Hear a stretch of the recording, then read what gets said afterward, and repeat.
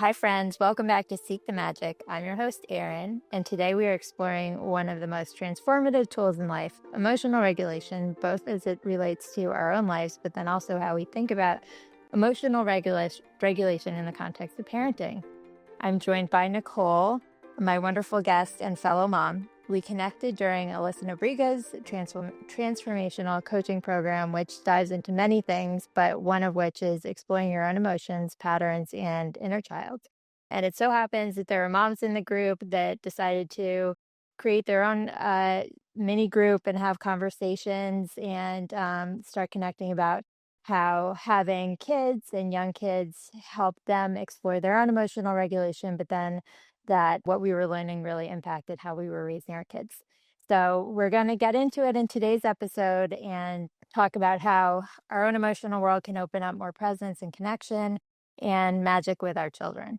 So welcome, Nicole. Thank you, Erin. I'm so excited to be here with you and excited to talk about this topic. I love the way that you introduced it because I feel like that was my introduction into, like a crash course in emotional regulation, right? Was in Alyssa's program with you and doing all of that work and bringing so much awareness to where my nervous system was, right, was so valuable. And then I got to see how it was impacting my relationship with my little ones, which was pretty cool. So I'm loving connecting with other moms on this topic and supporting them and kind of, taking more control of their nervous systems and supporting their kids better too. So yeah, I'm excited to be here with you.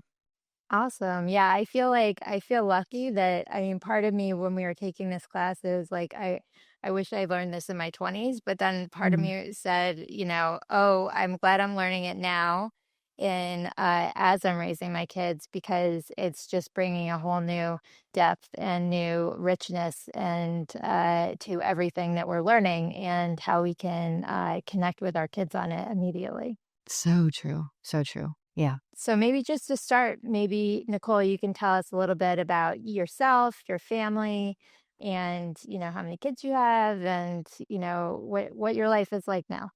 Yeah, I would love to. I would love to. So, our kids are around the same age. Erin, I've got a 4-year-old. He's turning 4 this week. And my little guy just turned 2. So they're about 21 months apart. 2 boys. So boy mom is a thing. The boy moms out there know Yeah, it. absolutely. They are a very particular and special breed of wild animal. And I love it that way.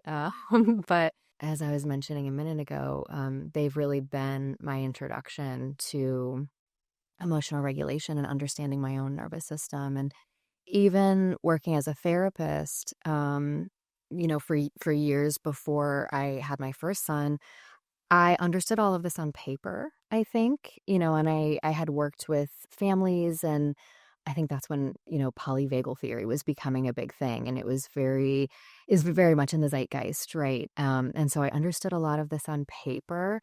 And then when I had really my youngest son is when I started to understand, like, something is wrong. I'm not doing okay. I feel really off. I'm really anxious all the time, even when there's not sort of stressful stimuli in my face, right? It's really hard to relax, right? I would be having a conversation with my husband, and I would notice how calm he was. And he, was talking about something that he was interested in or something that like a book that he was reading. And I would just kind of tune in and be like, I feel like I'm about to die. It feels so intense. What is going on here? And so that's when I really started to connect with what I had been learning sort of on paper in an academic way and working with my clients around with what I was actually experiencing as a mom and understanding how it was affecting not just my relationship with my kids, but my relationship with my husband, really all of my relationships, but in particular, our household and the flow of our household. So it was a huge invitation to me to get really curious, right? About like, how did I get here? What's causing this? What are some triggers for this? And then what can I do to sort of respond to what is happening to be a little bit more present and be able to enjoy conversations about art with my husband like I always Right. have before, right? Like, how can I get back to that version of myself that I was? And it's been a journey. It really has. Yeah. So do you think that it's just the state of motherhood and, when you had your second child, that heightened emotions, so then you became more attuned to like, I need to take some sort of proactive, stance on this for myself? Yeah, absolutely. I think with just one child, it was hard and it was a transition, and becoming a mom for the first time, there was a lot of recognition around me. And so there was a lot of normalization for what I was going through. Like, you're becoming a mom for the first time. And I would have conversations with my husband. He's becoming a dad for the first time. So there was a lot of normalization and validation of my experience. And that was, for the first almost 2 years of motherhood for me. And then I think a big piece that I noticed is when I had Jonah, my little guy, there was less of that. It was like it was humdrum by You've that done point. this. Yeah. You've done this Yeah. before, right? You're a pro Yeah. now. You've been doing this Mm-hmm. for Mm-hmm. 21 months, right? Right. And you're a pro now. So I feel like I lost that level of sort of mental and emotional support that I was getting from the people around me. And that was a big catalyst, I think, for really not knowing how to take care of myself in the way that I had always taken care of myself. I wasn't able to do that in the ways that I Yeah. had before. And, time got less. I don't know Yes. if I like the way they said that, but that's genuinely what it felt like. Time got Yes. less, Time is less. right? Time got less. Yeah. And so with that sort of unconscious retreat of support and literally not having as much time alone and as much Yeah. and just less time to, take care of the things that I had always taken care of. I wasn't taking care of myself in the same way that I always had been. So I think those were kind of two of the biggest factors for me. And it took a lot of, like I said, connecting of dots, understanding like, this is not a stimulus related thing. There's not anything stressful that's happening in the moment. And I think a big sort of awareness piece for me is those conversations in the evening with my husband Mhm. when all I wanted to do was go and be alone and want everything to stop. And he was looking to connect, Oh my and goodness. I so hear you on relate that. to this. Yeah. Yes. And Oh my it God, has yes. been a serious journey, right? To understand that I feel like the starting point for me was I don't want this. This is not Yeah. okay. I need something Mhm. different. And not not judging that was a huge part of, allowing myself to be curious and like, what is going on here? Because it was hard. This man that I love standing in front of me trying to connect with me in the way that we have always connected, that has felt so Yeah. sacred in the past. And I'm like, please just stop. Please just stop talking. Right. Yeah. So, Yeah.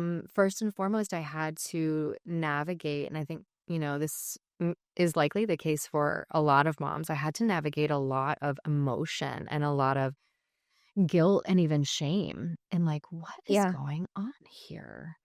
And letting it be okay that this is where I was, getting to a place where I could verbalize to him, I'm not sure what's going on right now.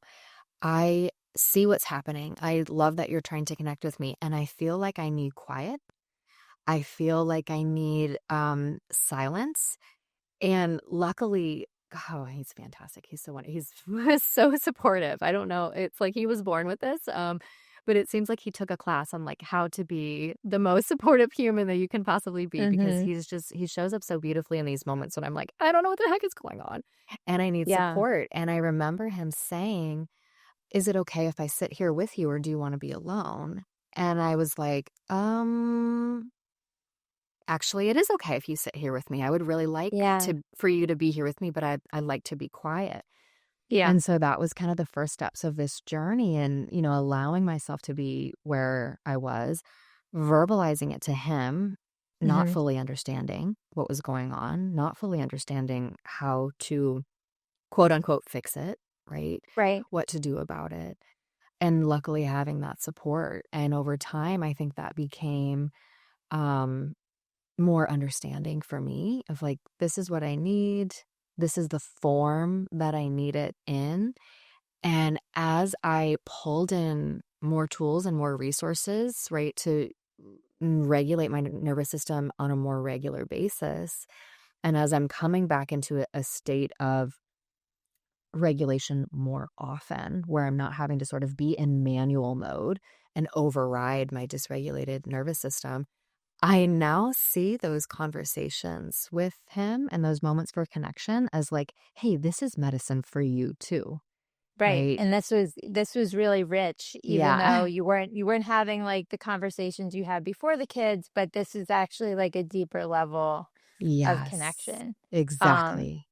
and I mean, I commend you for first of all recognizing it because I think that's a turning point for you and then, how you parent, but then also for your relationship, being able to say it out loud. I think Mm, one thing I have an issue with, or I'll say not an issue with, is something I need to work on is like being able to articulate that because I do feel mm, the shame, I feel embarrassed, I feel bad, like I've mhm. just put the kids to bed and that's like a huge thing and I want to be part of that and that's like such an important part of their life. But yeah, after I do that, I want to like at least half an hour of, dysregulation, just like focus on me. Because quite honestly, it's been the train of not just going to bed, but it's like picking them up from preschool and then dinner and Mhm. then, intense playtime and focus and then bed. And that's all great. And Yeah, before that, it's like I just absolutely. finished work and it's like that whole train. And then you're like, okay, I need time to balance and recalibrate. I love that you're speaking to the difference. At least this is my experience of it. Like it felt very different to be dysregulated in the presence of my children than it did to be dysregulated in the presence of my husband. And while there was discomfort and guilt, and like I said, sometimes even shame present with my husband, the shame of being dysregulated with my little kids, right? Like when I was bringing awareness to this, Jonah, my youngest, was maybe 6 or 7 months old, right? So holding a baby in your arms and feeling like, I need you to go to bed. I need you to go to bed. I need this to stop. I need to go and be alone, right? Hmm. The shame in those moments is thick and heavy. And I remember drowning in like, this is not okay. This is not okay for me to be Hmm. showing up this way, right? And blaming myself for like, it's not his fault. He's just Right. doing exactly what he is supposed to be doing. He's not doing anything wrong. And so then what must be wrong? Yeah, and also it's not my fault that I feel, it's like Yeah. two things can be true at once. Yeah. You can both intensely love your child more than anything, want Hmm. to be there for them, but at the same time think, I need time for myself. And then the thing is how do I balance that? And how am I okay with that? Yeah, absolutely. But yes, I love that that you're speaking to this, and this is what I really hope that moms are getting is both of these things are true, right? Like, yes, it is not great to, and I'm going to say act on those moments of dysregulation with our kids, and also it's so okay to feel like I can't be doing this right now. I need alone time. I need quiet. I need peace and I am maxed out. So there was so much I think wisdom for me when I was willing and ready and able to listen to what was happening, right? Because in the beginning, I didn't necessarily have that clarity of like, I need to be alone. It was just Mhm. my body screaming, right? And when we talk about the nervous system, we're talking about like fight, right? Fight is I am going to punch you in the face, right? Or raising our voice, yelling, getting irritated, right? So that's fight. And then there's flee, which is like, I need to get the hell out of Dodge. I need to go and be someplace else right now. I cannot be here. And then, of course, freeze is that sort of like shutdown. I'm not present. I think of this as like robot mode. And so I think early on, all that I was aware of is like, oh, I'm I'm in flight. I'm in flight right now. I have to get out of here. But that was the level of understanding that I had at that point, and it took some like you're verbalizing, Erin, it took a lot of self-compassion and curiosity for me to get to a point where I was like, "Oh, I just want to be alone. I'm not having enough time to myself. Oh, I'm not having enough moments of quiet. I used to have a lot of quiet in my life, and I liked that. Oh, that's a big part of my personality, right?" But in the beginning, I did not necessarily have access to that wisdom, and it really took me sort of listening. Yeah. I can remember sort of in moments of desperation passing off my son to my husband and just going into my bedroom and just sitting in the dark, in the quiet, and being like, what's going on? What is this? What do I need? What do I do with this? And that's Mm-hmm. when that clarity would come of like, I need to be alone. I need quiet, And now that I am having more of a practice of tending to myself and tending to my nervous system, more wisdom comes. Like, I need to be near water and I need to be in connection with other moms. And like, I feel like I'm, picking up the breadcrumbs of self-care and the ways that I uniquely need to take care of myself to feel like my cup is full and I can, come back to my kids calm and peaceful and regulated, and with that sort of loving and gentle presence that I would always like to have with them. Right.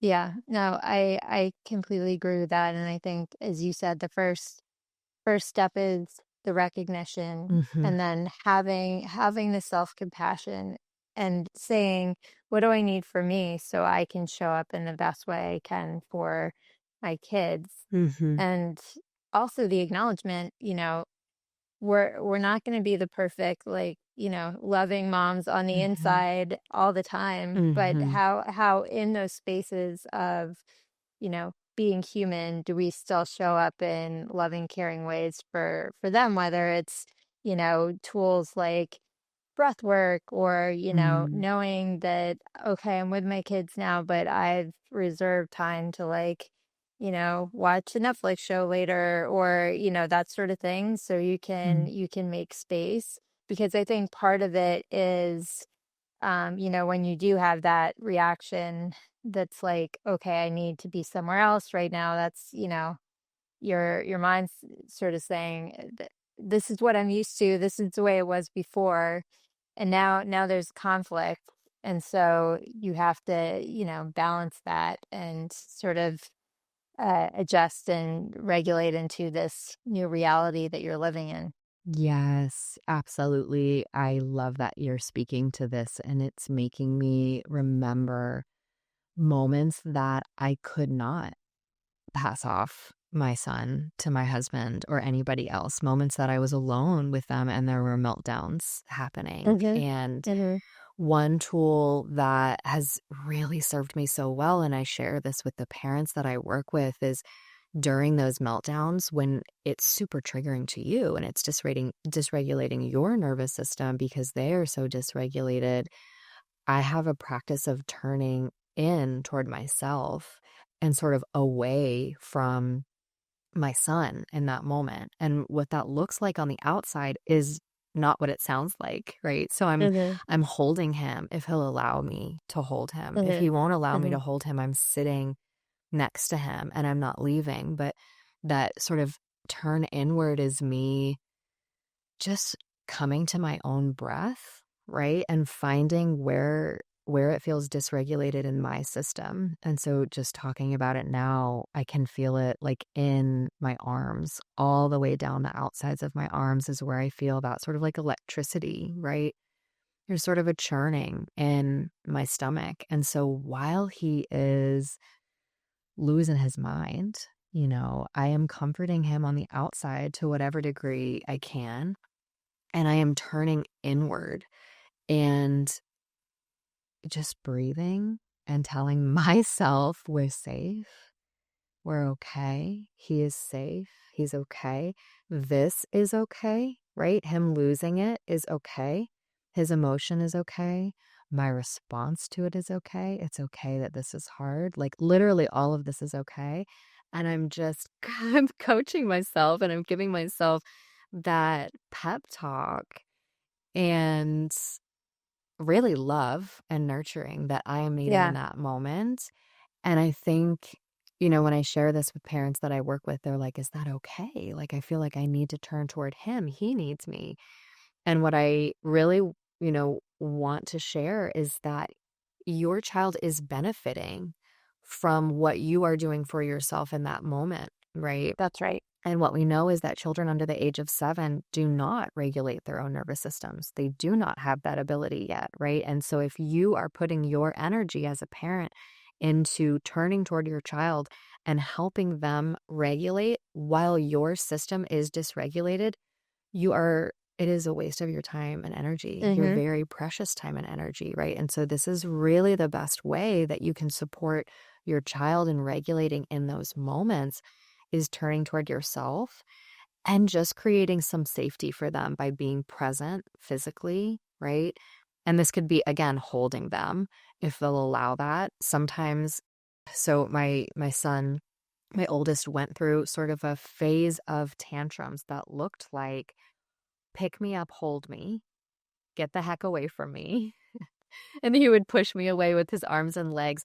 And so I remember having a practice of I'm staying with myself, I'm breathing, I'm kind of coaching myself. You're okay, you're safe, he's okay, this is okay. But on the outside, I would be saying, do you want me to hold you? I can hold Mm-hmm. you. And I would pick him up. Mm-hmm. And then he would, push me away. And I would say, it seems like you want me to put you down. I'm going to put you down. And then he would say, no, no, hold me. And so I would just go with him Mm-hmm. back and forth That's from beautiful. holding to setting him down. And all of this with my attention on myself. Right. And I'll sometimes give the example of like, if you've ever been on a phone call with a girlfriend or maybe with a parent, and you're like, we've had this conversation so many times, I can't even listen to it anymore. So you're just kind of, Right. yeah, Mm-hmm. yeah. It's a little bit like that. Yeah. But with more attention on yourself. So I'm Mm-hmm. verbalizing my support to him. I'm physically there and present with him, responding to, whatever is happening in the moment while really nurturing myself and focusing on keeping my breath long and slow and calm, relaxing all of the muscles in my body to the highest degree that I can in that moment, right? And moving around if I feel like I need to, right? So if it feels hard for me in that moment to stay still, I'll walk with him or I'll invite him to walk with me if that's possible. Yeah, absolutely. As you said, I completely concur. A big, revelation for me, and I'm so glad that I learned it, is that yes, your child cannot emotionally regulate on their own, which says number one, that what they're feeling and what they're doing is completely normal. And as you said, it is okay. And as you said that, mantra in a very calming way, I got, chills because I think that that really is so important for us. And as you said, we calm down our energy level and then it helps them, return to a state of being okay. But at the same time, so critical to be there with them and say, because they to some extent, feel they're just feeling, but then they're also, looking for that belonging and support. Mhm. So being there and saying, you know, do you want me to hold you? Mhm. Are you okay? How can I support? That sort of thing. To the Yeah. extent you can when they're just, going crazy over like not finding their blue truck or, something like that. Yeah.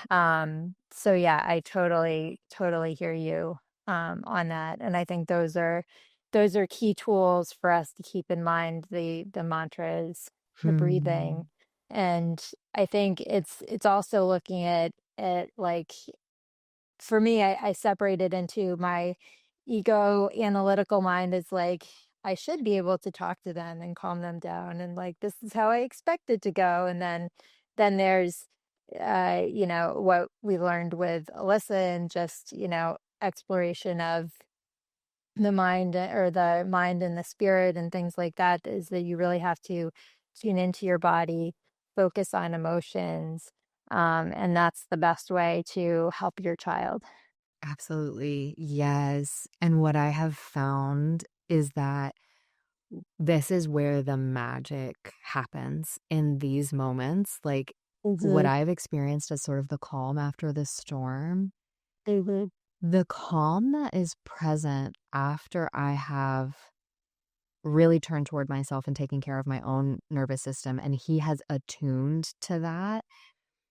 It's almost like he understands what has happened, and it's like Yeah. I can feel his gratitude, Yeah. right? For Hmm. like, "Oh my god, that was intense. Thank you so much for getting me through that." Like, the Hmm. love and the connection that I feel with him in those moments after we have just weathered something together is so different than the Hmm. energy of, like, waiting for a tantrum to be over and telling him, "You're okay. This isn't a big deal. We are gonna find that blue car later, but we have to go right now."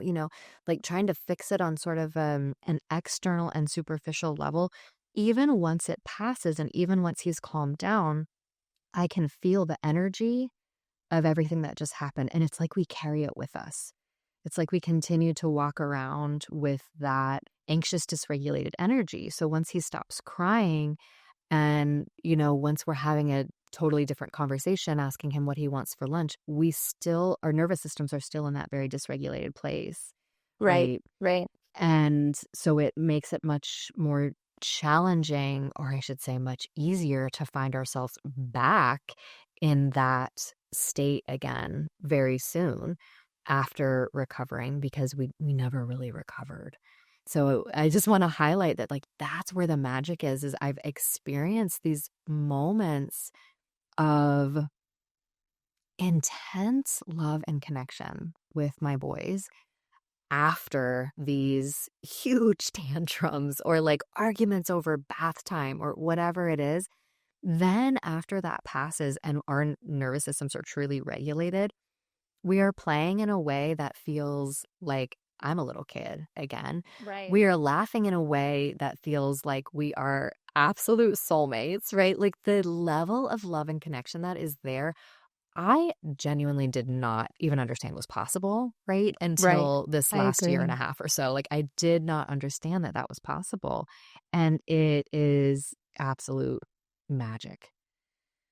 I agree. I completely think that is magic. I that makes me think of one incident last summer where I brought my kids to the pool.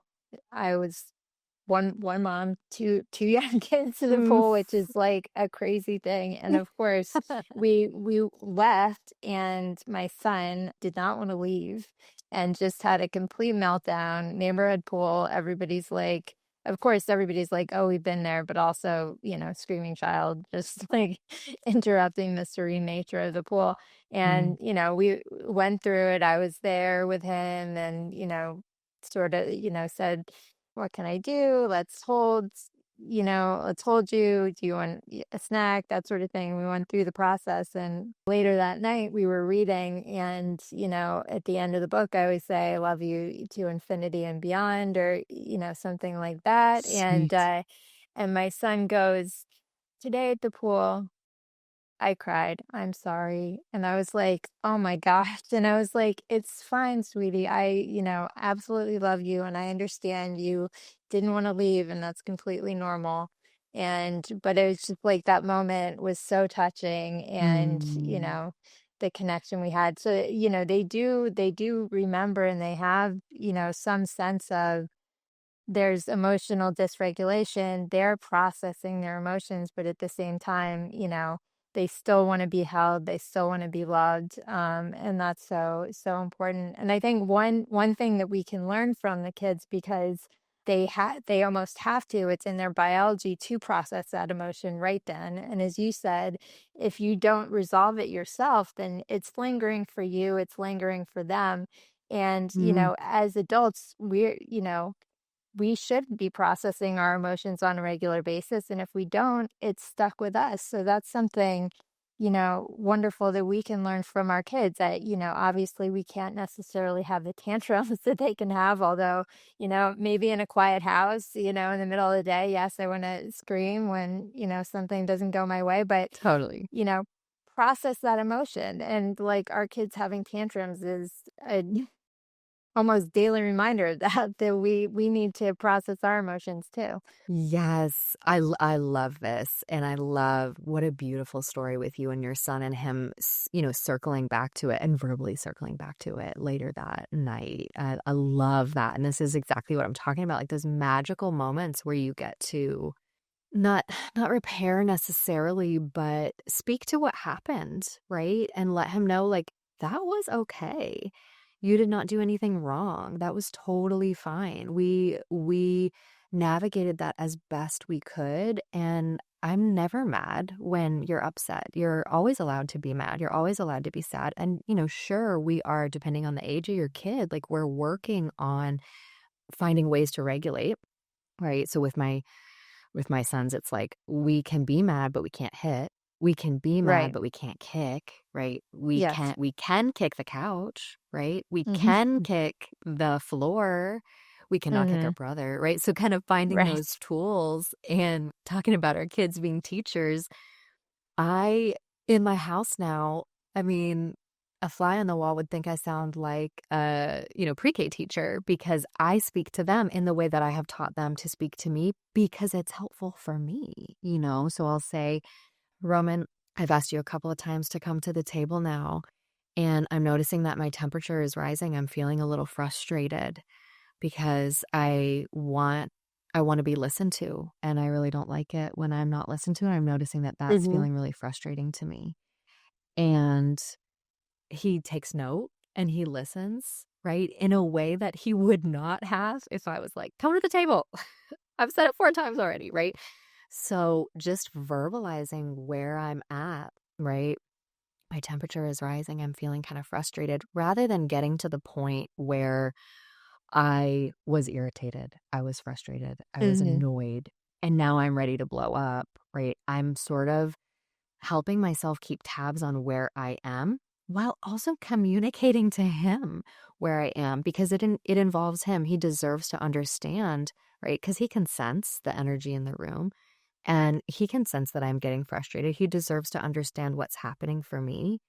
But then it also helps me by verbalizing in the moment sort of tend to myself and be like, okay, what do I need to do? Right. So that I am not getting to the point where I am raising my voice or, sounding super irritated or whatever it is. So these things that we are teaching them to do are super helpful for us too. And I feel like you opened with saying, I wish we would have learned this in our 20s. Yes. And how cool is it that our kids are learning it as kids? How Hmm. cool is Yeah. that to walk through life with these skills, right? And they're going to go into adulthood having mastered their emotions and understanding their nervous system and how to tend to themselves when they are getting dysregulated. How cool is that? Yeah. It's amazing. It's a gift. It is a gift for them. I feel like it's one of the best gifts we can give them. Hmm. I love what you said in terms of, conveying your emotions to your kids in a way that they can understand it. I'm starting to do that, but I'm not there, I guess, a daily basis level. And I also want them to be able to articulate their emotions before it gets to X stage. Do you have any advice or suggestions for how to do that for our kids? Yeah, absolutely. I think, and it's going to be sort of age appropriate, right? So I think I probably started this with Roman when he was maybe just turned 3. And so depending on, how verbal your kiddo is and how sort of able they are to communicate, a place that I started was noticing for him, noticing for him. Like, it seems like you are feeling X, right? So there was an education piece that was happening there where did he understand emotions, right? Did he understand the words for emotions? So you want to first support your kid in, you can do this while you're watching TV together. Like, Dora seems confused, right? Or, um, Bob from Bob the Builder seems frustrated, right? How can I tell that he's frustrated? Oh, look at his eyebrows, right? So kind of helping them to notice in others, right, what it looks like. And then they can start to notice in themselves when they're feeling it. So this could look like just pointing out, it seems like you're frustrated, right? Or disappointment. I love highlighting disappointment with my kids, right? So that could just sound like, you can't find your fire truck anywhere. And I can tell that you're disappointed. It seems like you're really disappointed about that. So giving them the language, right, where then they can be like, oh, that's what this is. That's what we call this thing that I'm feeling. And kids are already so tuned into their bodies, right, that you don't need to help them notice their bodies necessarily, especially at a young age, like 3, 4, 5, 6. They are there. If you have an older child, they may have sort of started to come out of their bodies a little bit more. So you can coax them to notice, like, what does anger feel like in your body? For me, it feels like my face is getting hot. Sometimes I notice that I'm clenching my shoulders and my arms, right? There's a churning in my stomach. So you can sort of cue an older child to notice the body experience associated with emotion. But with little kids, it's just giving them a word, right? So that they know what to call that thing. And what's been really cool to see is that Roman will start to correct me. If I will assume that he is feeling a certain way, he'll correct me and say, I'm confused. And I'm like, oh, you're confused. You're not sure what it is that you're feeling. And he is starting to understand. I mean, at the age of 3, he's almost 4, but I didn't understand at the age of 26 that I could be feeling more than one emotion at once, right? Right, For a exactly. child to get, like, I am both mad and sad and confused all at the same time. I mean, Hmm. so cool. Yeah, So, so cool. amazing. So just me verbalizing my own experience, right, has really helped him in getting curious about what am I feeling, and then helping him put words to. And I think we probably started with sad, mad, confused, excited, right? We probably started with some really basic ones. And again, it's not even been a full year and a half, right? That has been practicing this. So they get it quickly. They really Hmm. do. And so he's gotten to use more sort of nuanced language in a very short time. Um, so I think that that's a beautiful starting point with a younger kiddo, is just observing, right? Observing Yeah. others and then mirroring to them what you think it is that they're feeling to give them that language, right? Well, I was just gonna say, I love the discussion during, time with Dora or whatever. We haven't watched Bob the Builder yet. I need to do that because I think my kids with the affinity for construction. But yeah, taking those moments and saying like, how do you think they're feeling? Why do you think that is the case? I started with introducing Lucas, my older one, to books, the series Grumpy Monkey. I don't know if you've heard that one, but basically like I the have. It's so the good. yeah, yeah. Initially, he just wakes up and he's like, I'm not sure what I'm feeling today. And then, he goes through and he talks to the different animals and they're like, I think you're grumpy. And he's like, I'm Hmm. not grumpy. And, various iterations of that, but that just introduces the I'm not sure what I'm feeling. Let's talk about what we're feeling. And yeah, it's a great series. Definitely would promote for all the parents out there. Yes, I love that so much. We have a podcast that we listen to at night where they read books, and that's where I just recently discovered Grumpy Monkey. And you're absolutely right, it is a beautiful illustration of what the heck am I feeling? Right. And then having something mirrored back to you. And what I love, because I was listening to it and I was like, where is the author going to go with this? Like, what is the takeaway going to be here? And what's so beautiful is that Grumpy Monkey gets to the end and it's okay for him to be grumpy. And he has a friend sit with Hmm. him who is also Hmm. feeling a little grumpy or, sad or something. And they just sit together and feel the way that they're feeling. And I'm like, oh, Yeah. so good. So Yeah. good. So I love that we can do this with television. We can do it with books. What a powerful way to provide some education and understanding, right? And do it together. Yeah. Right. I Right. love that. Yeah, books, I felt like, well, and certainly TV for learning different things. I'm gonna Mhm. take your tip on the regulation for teaching and opening up discussion. But books for me has been like the most magical portal for, talking to my kids and getting them to have conversations and things like that. Yes, absolutely. One of my favorites is oh, what is it called? The hu I don't know if I can remember the name of it. It's about, hugs in a hug factory inside of the heart, and that's where all of these hugs are made, and what my older son really gravitated to was there's what's called the web of sticky thoughts that's just outside the heart, and when the hug is leaving the heart and traveling to the heart that it's meant for, its destination, it has to be careful not to get caught in the web of sticky thoughts, and the web of sticky thoughts are like, "I'm not good enough. I'm all alone," right? All of these Hmm. things that we as adults are also navigating, right? All of these Yeah. sticky thoughts. And what's so beautiful is that all of the hugs know and are taught that if you get caught in the web of sticky thoughts, you stop struggling, right? Stop struggling, stop trying to get out of it, stop pushing against it, and you are still and you breathe. And it's something like you breathe in love or you breathe in light, something like this. You just take a deep breath and you think about the heart that you are meant for. So essentially, teaching kids to think about love. So you think about a special moment with mom or dad, or maybe a special moment at that beach vacation that you took, right? So beautiful way to teach these kids how to regulate, right, when they're getting caught in the mind. Because I feel like as kids get older and older, it's not necessarily the situation that will get them tripped up, it's their thoughts about the situation.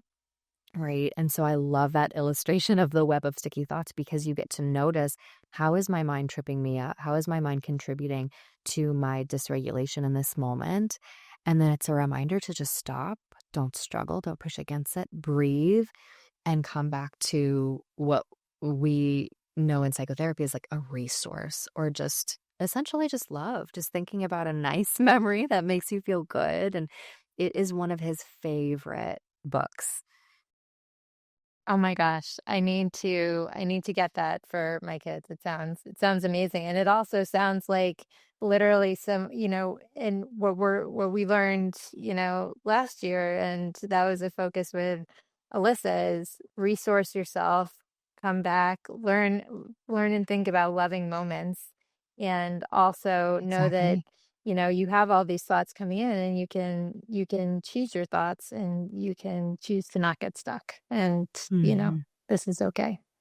Well, I think this has been a wonderful conversation about regulation, emotional regulation for us and for our kids, and I really appreciate your time. I think we've we learned that there's magical moments in really tough moments, and that we can learn how to be better people and better parents through you know going through these moments and opening it up as an opportunity for learning. and for more love to come in, even though it doesn't Mm. necessarily seem like it at the time of, emotional dysregulation for either us or our kids. So thank you for bringing this beautiful discussion to the podcast today. Thank you so much, Erin. It's been such a gift to be with you in a topic that I absolutely love discussing. And I'm so grateful that you are bringing this out to the world and to parents that really need to hear it. Yeah, absolutely. Well, thank you. And let's like have a million more discussions about different topics, because I feel like I could talk to you for 5 hours about all these things. And then, next week, five other topics will come up. So I love it. I'm here for it. Yeah. Yes. Yeah. All right. Great. Well, thank you so much, Nicole. And for the audience, may you find something magical in your day today.